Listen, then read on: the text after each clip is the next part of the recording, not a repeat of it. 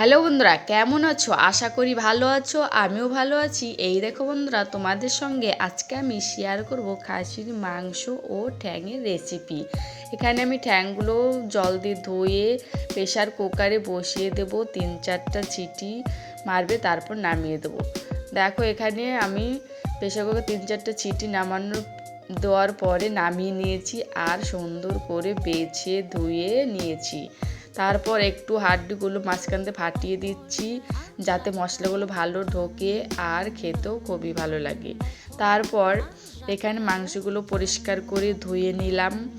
তারপর এখানে আমি মশলার জন্য চলে আসি। এখানে মশলা নিয়েছি আমি, পেঁয়াজ কুচি নিয়েছি আর রসুন আদা নিয়েছি। এগুলোকে এক এক করে আমি মশলাগুলো বেটে নেব। তারপর মশলাগুলো একসঙ্গে বেটে উঠিয়ে নিলাম। তারপর লঙ্কাটাও আমি বেটে নেব, জিরাটাও বেটে নেব। বেটে সব মশলাগুলো আমি উঠিয়ে নেব।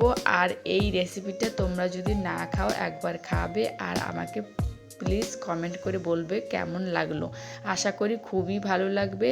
এই রেসিপিটা তোমরা যদি একবার খাও তাহলে তোমরা খাসির মাংস খাওয়াই ছেড়ে দেবে, শুধু ঠ্যাংই খাবে। দেখো এখানে মশলাগুলো সব রেডি করে নিয়েছি। তারপর আমি কড়াইতে তেল বসিয়ে আলুগুলো ভেজে দিচ্ছি। আলুগুলো লাল লাল করে ভেজে উঠিয়ে নেব।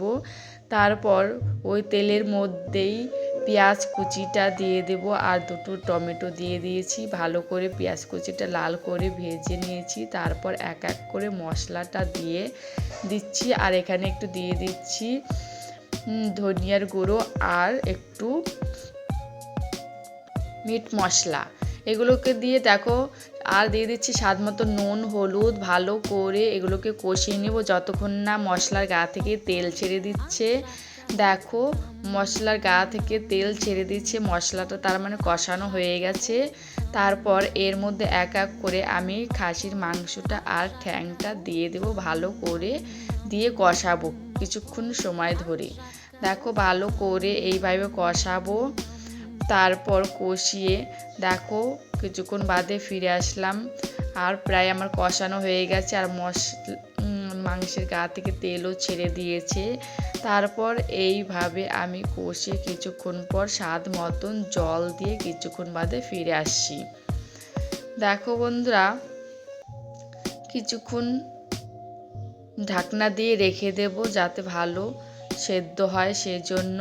দেখো বন্ধুরা, কিছুক্ষণ বাদে ফিরে আসলাম। তারপর ওই ভেজে রাখা আলুটাও দিয়ে দিলাম। আলুটা দিয়ে আবার কিছুক্ষণ ঢাকনা দিয়ে ঢেকে দেব। তারপর দেখো কিছুক্ষণ বাদে ফিরে আসলাম। যখন টকবক করে ফুটছে তখন আমি নামিয়ে ফোড়নটা দিয়ে দেব। জলটা অনেকটাই শুকিয়ে গেছে দেখো বন্ধুরা। তারপর নামিয়ে আমি এখানে শুকনো লঙ্কা তেজপাতা জিরে দিয়ে ফোড়নটা দিয়ে দিচ্ছি। দেখো বন্ধুরা, আমি আগে ফোড়ন দিইনি সেজন্য এখনই ফোড়নটা দিয়েছি। তোমরা চাইলে একবারেই ফোড়নটা দিয়ে দিতে পারো।